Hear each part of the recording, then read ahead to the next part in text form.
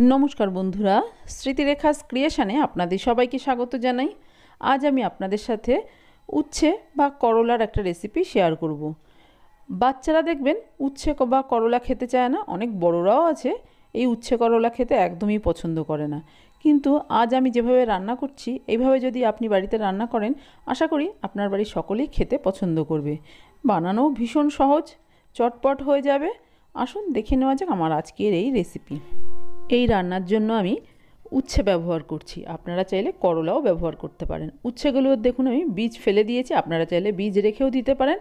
উচ্ছে বীজ ফেলে সরু করে কেটে নিয়েছি আর আলুগুলো ডুমো ডুমো করে কেটে নিয়েছি। সবজি আপনারা আপনাদের পছন্দ মতো শেপে কেটে নেবেন, তবে উচ্ছেগুলো একটু ছোট করে বা সরু করেই কাটবেন, তাহলে তেতোটা কম লাগবে। কড়াই গরম করে নিয়ে তার মধ্যে সর্ষের তেল দিয়েছি, তেলও ভালো করে গরম করে নিয়ে দিয়ে দিলাম উচ্ছে। রান্নাটা সর্ষের তেলেই করবেন, তাহলে খেতে বেশি ভালো লাগবে। এবার এই উচ্ছেগুলো নেড়ে চেড়ে বেশ লাল করে ভেজে নেব। দিয়ে দিচ্ছি হলুদ আর দিয়ে দিচ্ছি লবণ। লবণ হলুদ দিয়ে ভাজলে তেতোটা একটু কম লাগবে খাওয়ার সময়। আপনাদের ইচ্ছে হলে উচ্ছেগুলোকে আগে একটু লবণ হলুদ মাখিয়ে কিছুক্ষণ রেখে দেবেন, তাহলে দেখবেন এই উচ্ছের থেকে অনেকটাই জল বেরিয়ে যাবে। সেই জলটা চেপে ফেলে দিয়ে তারপরে রান্নাটা করবেন, দেখবেন উচ্ছে বা করলা তেতোটা অনেক কম লাগবে। দেখুন উচ্ছেগুলো বেশ লাল করে ভেজে নিয়েছি। এবার এই ভেজে নেওয়া উচ্ছেগুলোকে একটা পাত্রে তুলে নিলাম। এই তেলের মধ্যেই দিয়ে দিচ্ছি আলুগুলো দিয়েও বেশ একটু লাল করে ভেজে নেব। আপনারা চাইলে আলু ছাড়া শুধু উচ্ছে বা করলা দিয়েও কিন্তু এই রান্নাটা করতে পারেন। আলুগুলোও দেখুন বেশ লাল করে ভেজে নিয়েছি। এবার এই আলুগুলোকেও তুলে নিচ্ছি। এবার এই তেলের মধ্যে দিয়ে দেব কালো জিরে। জিরেটা একটু ভেজে নিচ্ছি।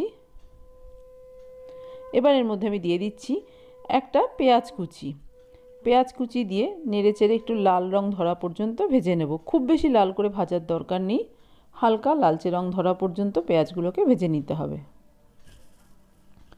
দেখুন পেঁয়াজের কালার চেঞ্জ হয়ে গেছে। এবার এর মধ্যে আমি দিয়ে দিচ্ছি টমেটোরও আমি বীজ বাদ দিয়ে দিয়েছি, তবে আপনারা চাইলে বীজ রেখেও দিতে পারেন।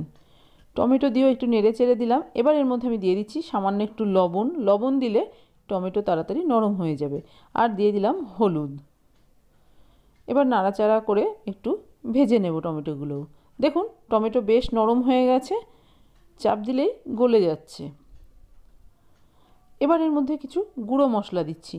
দিয়ে দিলাম জিরে গুঁড়ো, ধনে গুঁড়ো আর দিয়ে দিচ্ছি লঙ্কা গুঁড়ো। লঙ্কার গুঁড়োটা খুবই সামান্য দিলাম, ঝালটা অবশ্যই নিজেদের স্বাদ অনুযায়ী দেবেন। আর দিয়ে দিলাম 3টে চেরা কাঁচা লঙ্কা আর সামান্য একটু জল। যেহেতু গুঁড়ো মশলা দিয়েছি সেই জন্য সামান্য একটু জল দিলাম, তবে আমি এখন আর লবণ দিলাম না, পরে যদি প্রয়োজন হয় অবশ্যই লবণটা দিয়ে নেব। এবার ভালো করে নেড়ে চেড়ে মশলাটা কষিয়ে নিতে হবে। আর গ্যাসের ফ্লেমটা মিডিয়ামে রেখেছি, মিডিয়ামে রেখে মশলাটাকে বেশ ভালো মতো কষিয়ে নিচ্ছি। দিয়ে দিচ্ছি সামান্য একটু চিনি দিলে টেস্টটা ব্যালেন্স করবে, সেই জন্য ব্যবহার করলাম। তবে আপনাদের যদি চিনি দিতে আপত্তি থাকে চিনিটা বাদও দিতে পারেন। চিনি দিয়ে আবারও একটু নেড়ে চেড়ে নিলাম। এবার এর মধ্যে ভেজে রাখা উচ্ছে আর আলুটা দিয়ে দিলাম। উচ্ছে আলুও এই মশলার সাথে কিছুক্ষণ নেড়ে চেড়ে কষিয়ে নেব।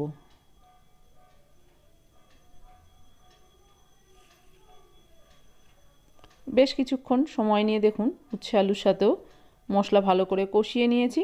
আর এই মশলা কষাতে কষাতে আর ভাজা করতে করতেই কিন্তু উচ্ছে আলু বেশ সেদ্ধ হয়ে গেছে।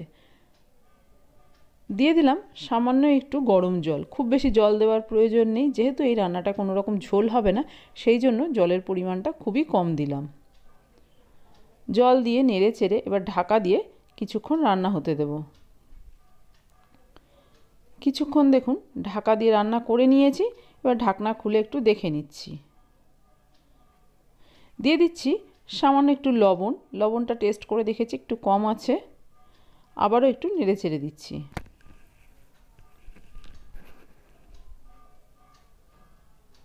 আপনারা চাইলে আরও একটু গ্রেভি রাখতে পারেন, তবে আমি খুব বেশি গ্রেভি রাখছি না।